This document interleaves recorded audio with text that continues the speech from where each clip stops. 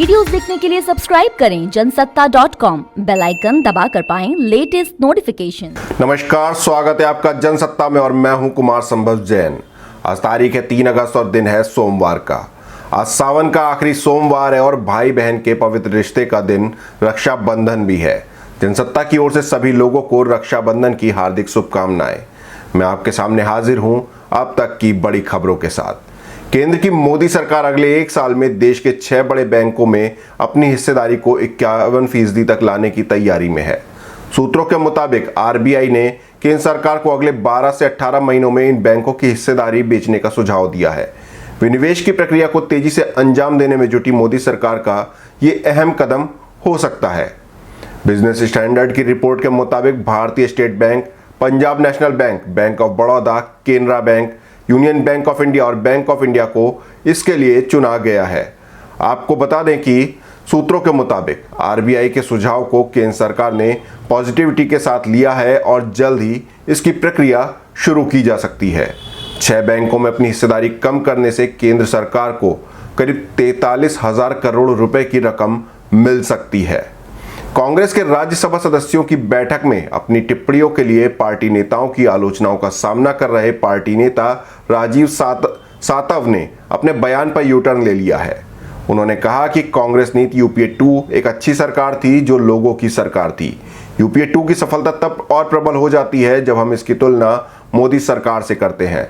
हमें सोनिया जी, मनमोहन सिंह जी और राहुल जी के नेतृत्व के साथ मिलकर खड़े होने की जरूरत है। प्रधानमंत्री नरेंद्र मोदी के नेतृत्व वाली केंद्र सरकार ने 5 अगस्त 2019 को जम्मू कश्मीर को विशेष राज्य का दर्जा देने वाले अनुच्छेद 370 के प्रावधान को निरस्त कर दिया और राज्य को 2 केंद्र शासित प्रदेशों जम्मू कश्मीर और लद्दाख में विभाजित कर दिया। इस दौरान 444 लोगों पर सार्वजनिक सुरक्षा अधिनियम यानी पीएसए लगाया गया। 5 अगस्त को जम्मू कश्मीर से अनुच्छेद 370 हटने का 1 साल पूरा हो जाएगा। इस 1 साल के भीतर सरकार ने पीएसए के तहत गिरफ्तार करीब 300 लोगों को रिहा किया है, जबकि 144 नेता अब भी नजरबंद हैं। इनमें 51 को जम्मू कश्मीर हाई कोर्ट के आदेश पर रिहा किया गया, जबकि अन्य को प्रशासनिक समीक्षा के बाद रिहा कर दिया गया। आधिकारिक सूत्रों के मुताबिक सभी को इस शर्त के साथ रिहा किया गया कि वो राजनीतिक बयानबाजी नहीं करेंगे। उधर उत्तर प्रदेश के मुजफ्फरनगर में एक सरकारी अधिकारी पर अपनी पत्नी और ससुर की जमकर धुनाई करने का आरोप लगा है।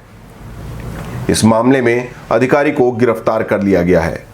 आरोपी अधिकारी का नाम राजीव नयन बताया जा रहा है कि राजीव नयन गुरुग्राम में रीजनल लेबर कमिश्नर के पद पर तैनात हैं। अब उन पर हत्या के प्रयास के तहत केस दर्ज किया गया है।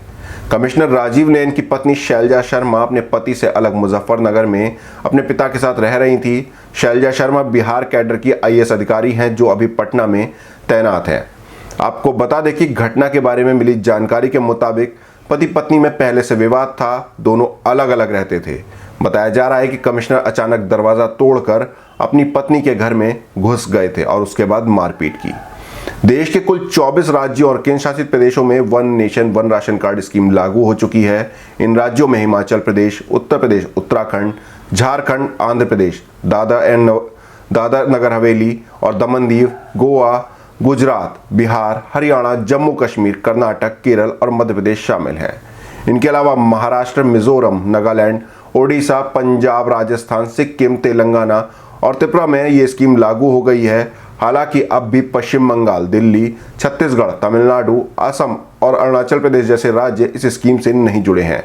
इसके अलावा लक्षद्वीप, चंडीगढ़, लद्दाख और मेघालय जैसे राज्य और केंद्र शासित प्रदेशों में भी इस स्कीम के लागू होने का इंतजार है। 1 अगस्त से लागू इस योजना के तहत अब इन 24 राज्यों और केंद्र शासित प्रदेशों में दूसरे क्षेत्रों के नागरिकों को भी राशन मिल सकेगा। दिल्ली की अरविंद केजरीवाल सरकार ने भी राजधानी में इस स्कीम को लागू करने की बात कही है। हालांकि इसमें अभी कुछ महीनों का वक्त लग सकता है, क्योंकि राज्य सरकार घर घर राशन योजना के साथ ही इसकी लॉन्चिंग करने की तैयारी में है। भारत में कोरोना वायरस के केस लगातार बढ़ते जा रहे हैं।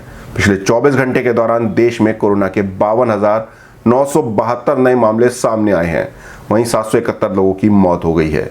इसके साथ लगातार 5 दिनों से देश में कोरोना के 50,000 से ज्यादा केस सामने आ रहे हैं। भारत में संक्रमितों की संख्या अब 18,03,696 पहुंच गई है, जबकि 38,135 लोग अपनी जान गंवा चुके हैं। हालांकि देश में टेस्टिंग का आंकड़ा भी अब 2 करोड़ के पार पहुंच चुका है। अब हम रुख करते हैं तकनीक की दुनिया का। गूगल आज अपने लेटेस्ट और किफ़ायती स्मार्टफोन गूगल पिक्सल 4a को लॉन्च करने वाला है। हाल ही में सामने आई एक रिपोर्ट के मुताबिक गूगल पिक्सल 4a के 64 GB स्टोरेज वेरिएंट की कीमत $299 यानी लगभग 22,400 रुपये हो सकती है। वहीं 128 GB वेरिएंट की कीमत $349 यानी 26,100 रुपये हो सकती है। ये स्मार्टफोन स्टॉक एंड्रॉयड 10 और लेटेस्ट सिक्योरिटी पैच के साथ उतारा जा सकता है। फ़ोन में होल पंच डिज़ाइन के साथ 5 इंच का फुल HD+ डिस्प्ले हो सकता है। अनुमान है कि स्पीड और मल्टीटास्किंग के लिए इस स्मार्टफोन में क्वालकॉम स्नैपड्रैगन 730G प्रोसेसर के साथ साथ ग्राफिक्स के लिए एड्रेनो 618 GPU होगा। कैमरा सेटअप की बात करें तो फ़ोन के पिछले हिस्से में 12.2 मेगापिक्सल का कैमरा सेंसर और सेल्फी व वीडियो कॉलिंग के लिए 8 मेगापिक्सल का फ्रंट कैमरा सेंसर होने की उम्मीद है। ये थी अब तक की बड़ी खबरें। आपको हमारी ये रिपोर्ट कैसी लगी कमेंट बॉक्स में ज़रूर बताएं। देश दुनिया की और भी खबरों से रूबरू होने के लिए बने रहिए जनसत्ता के साथ।